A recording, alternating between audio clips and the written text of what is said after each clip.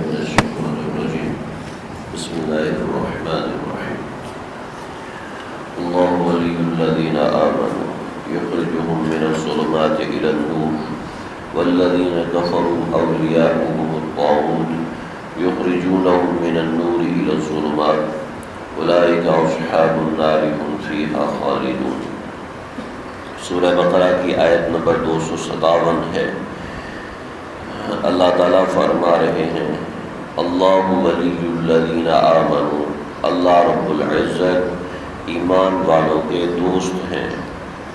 یخرجہم من الظلمات الی النور، اور اللہ ان کو نکالتے ہیں اندھیروں سے نور کی طرف، اندھیروں سے روشنی کی طرف۔ والذین کفروا، اور جو لوگ کافر ہو گئے، جن لوگوں نے کفر کیا، اولیاؤہم الطاغوت، ان کا دوست شیطان ہے۔ یخرجونہم، اور وہ شیطان ان کو نکالتا ہے من النور الی الظلمات، روشنی سے اندھیرے کی طرف۔ اولئک اصحاب النار، یہ لوگ آگ والے ہیں، جہنم والے ہیں۔ ہم فیہا خالدون، اس کے اندر ہمیشہ ہمیشہ رہیں گے۔ آیت نمبر 257 کا ترجمہ ہو گیا۔ اس آیت میں دو قسم کے لوگوں کا ذکر ہے۔ پہلے وہ لوگ کہ جو ایمان والے ہیں، دوسرے وہ لوگ جو کہ کفر والے ہیں۔ حضرت والا شیخ العرب العجم عارف باللہ مولانا شاہ کی محمد اختر صاحب رحمۃ اللہ علیہ فرماتے ہیں کہ یہ جو آیت ہے اللہ ولی الذین آمنوا، اس کے اندر مسلمانوں کی خوشی کی انتہا نہیں رہنی چاہیے کہ اللہ تعالیٰ نے ہمیں اپنی دوستی عطا فرما دی ہے کہ ایک ایمان والا ہے، اللہ تعالیٰ اس کے دوست ہیں۔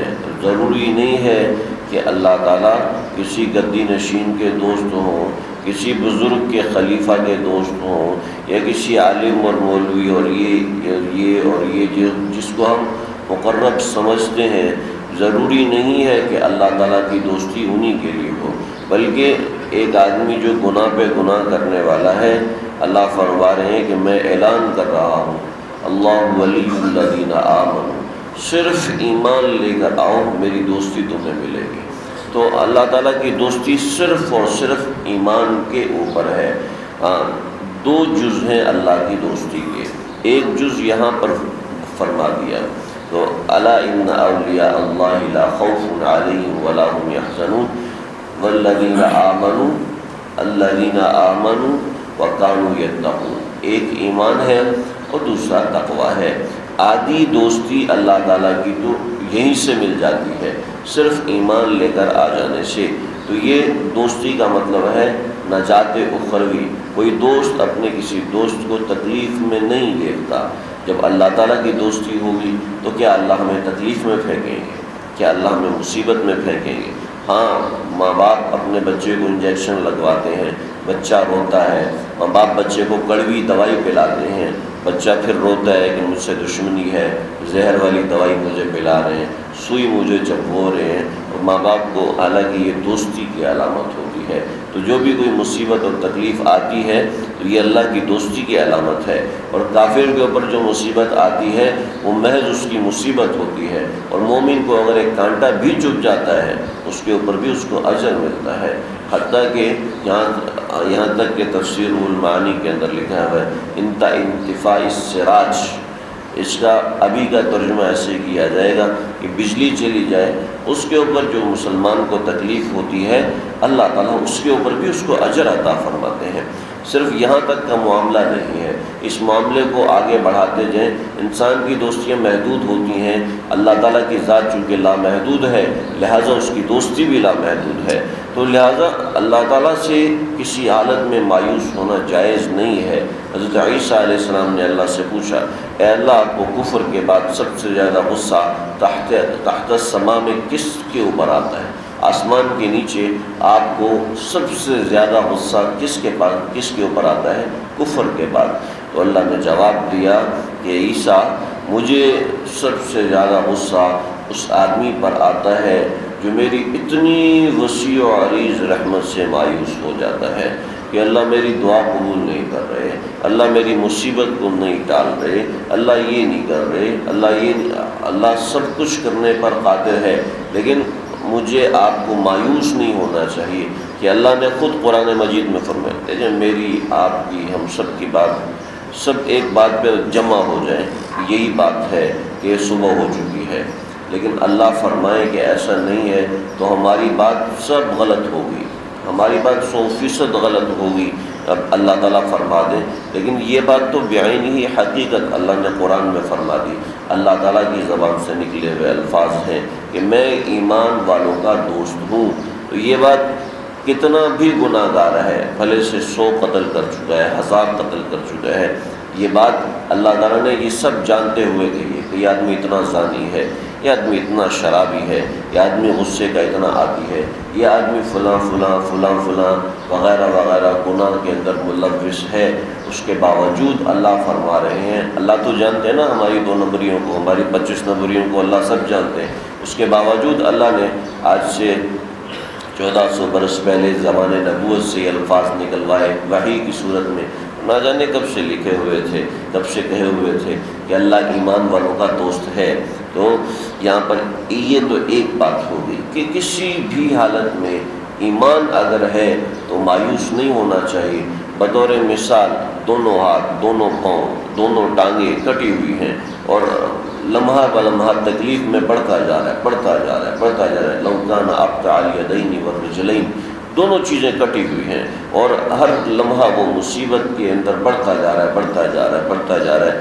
اس حالت میں بھی اللہ تعالیٰ سے مایوس نہیں ہونا، اس حالت میں بھی اللہ سے مایوسی کے اوپر اللہ کو غصہ آتا ہے کہ میرا دوست ہو کر میری ذات سے مایوس ہو ہے۔ کسی کا دوست کروڑ پتی ہو اور اس کے دوست کے پاس ایک وقت کی روٹی نہ ہو تو اس دوست کو غیرت آتی ہے کہ یار یہ میرا دوست ہو کہ اس طرح ہے، اور اللہ تعالیٰ اپنی دوستی کا اعلان خود فرما رہے ہیں، پھر اسی کے اوپر ایمان لانے والے مایوس ہوں، یہ تو ایک بات ہوگی۔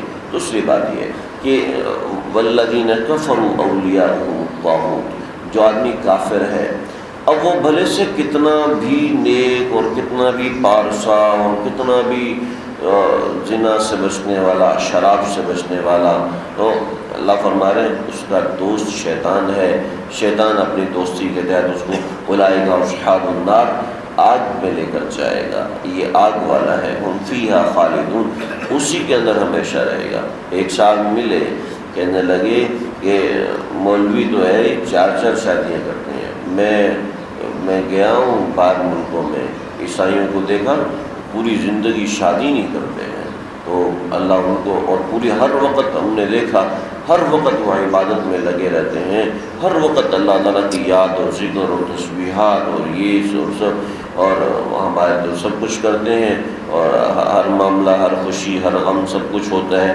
اور وہ صرف عبادت میں لگے رہتے ہیں، تو کیا اللہ ان کو جہنم میں پھینکے گا؟ ایسا نہیں ہو سکتا۔ میں نے ان سے عرض کیا اپنے ایمان کی تجدید کرو بھائی، کہ ایک کافر کو مغفور سمجھ رہے ہو، ایک کافر کو معافی والا سمجھ رہے ہو۔